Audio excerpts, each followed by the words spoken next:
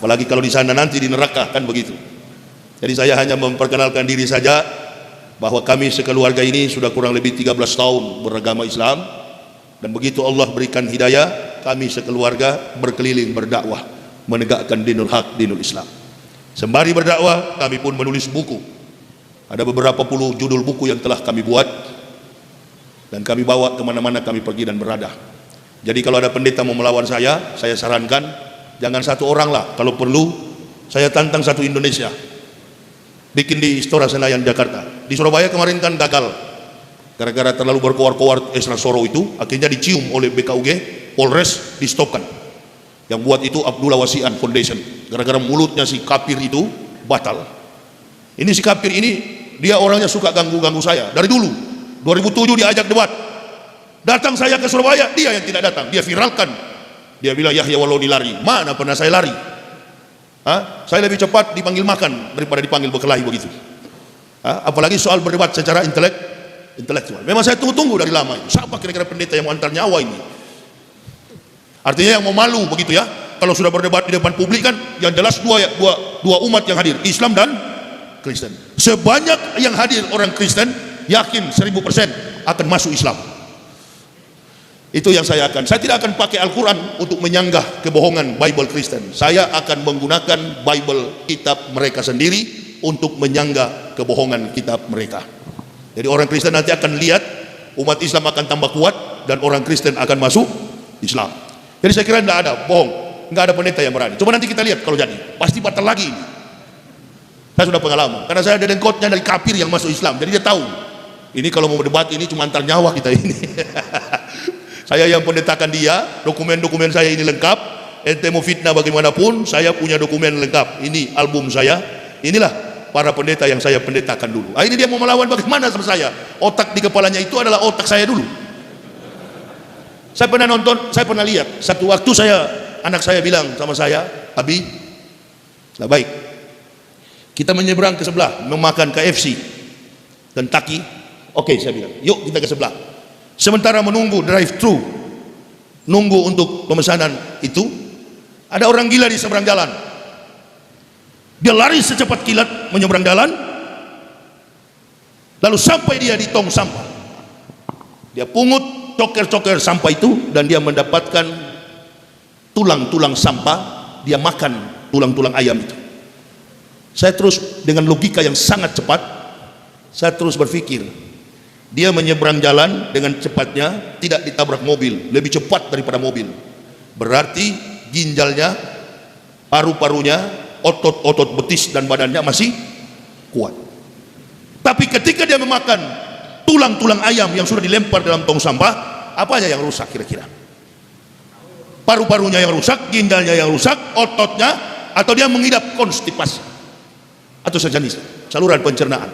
Dia tidak mengidap penyakit paru-paru, lambungnya masih baik, pinggangnya masih bagus, otot-ototnya pun bagus. Ada persoalan yang terjadi ketika dia memakan sampah.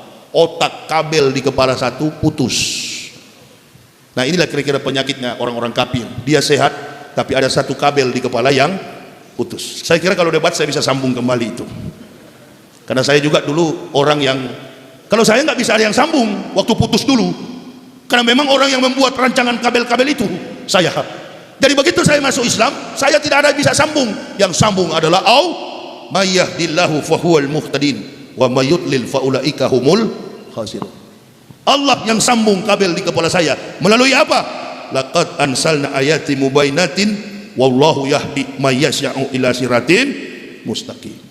Membaca ayat-ayat suci Al-Quran, menghubungkannya dengan fakta kehidupan dunia dan membandingkan dengan iman Kristen, lalu saya mendapatkan petunjuk dari Allah. Allah memberikan jalan yang lurus. Jadi begitu kabel saya tersambung, saya sembuh dari gila.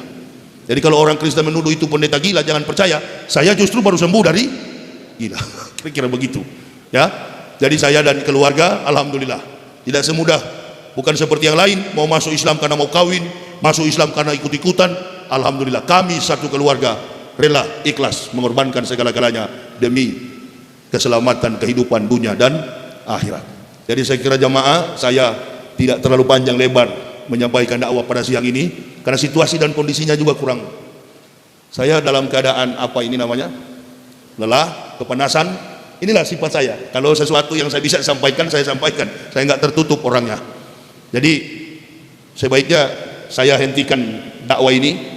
Di satu sisi juga terlalu bising, sulit saya mau menjelaskan. Sebaiknya jemaah bertanyalah sama saya, apa yang mau ditanyakan, lewat kita interaktif, kita bertanya.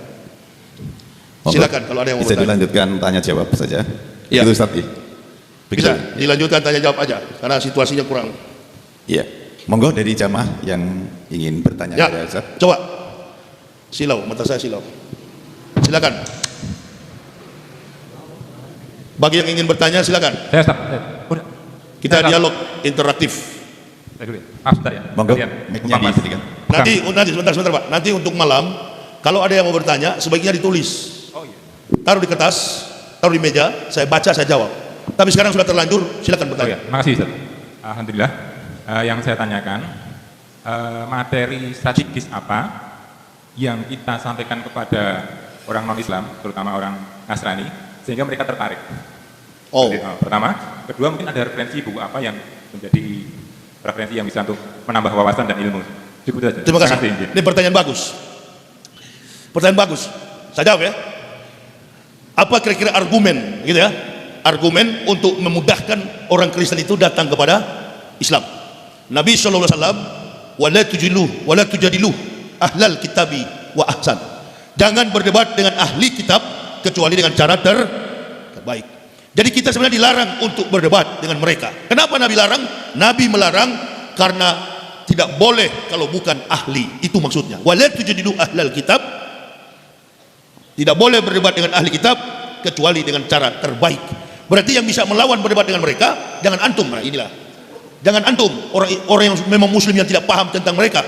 Sebaiknya yang menantang mereka itu adalah orang-orang yang terbaik dari mereka dulu. Begitu seperti saya. Karena tahu betul kelemahan kafir. Jadi apa pertanyaan kira-kira yang lebih mudah untuk, coba kita nonton waktu Zakir Naik berdebat dengan William Kimball, kemudian Ezra Soro berdebat dengan Dr. Sanihu Munir. Terkesan sama kuat. Karena biar bagaimanapun hebatnya seorang muslim yang lahir dari Islam, pasti tidak memahami dua konsep teologi dan konsep eklesiologi, tentang gereja dan tentang rumus-rumus teologi spekulatif filsafat ketuhanan Yesus. Dengan begitu dia menyebut kitab Kristen pun Injil. Nah ini dia menyebut kitab Kristen pun Injil, padahal kitab Kristen itu bukan Injil. Kitab Kristen itu adalah kitab yang tersusun atas pemahaman orang ke orang. 200 tahun Isa sudah diangkat, baru kitab itu ada. Jadi saya kira pertanyaan yang untuk diajak supaya orang Kristen mudah masuk Islam, jangan coba-coba memakai Al-Quran. Ada pepatah mengatakan begini, jangan melempar mutiara kepada babi. Itu pepatah ya, pepatah kuno. Janganlah melempar mutiara kepada babi, karena hanya akan diinjak.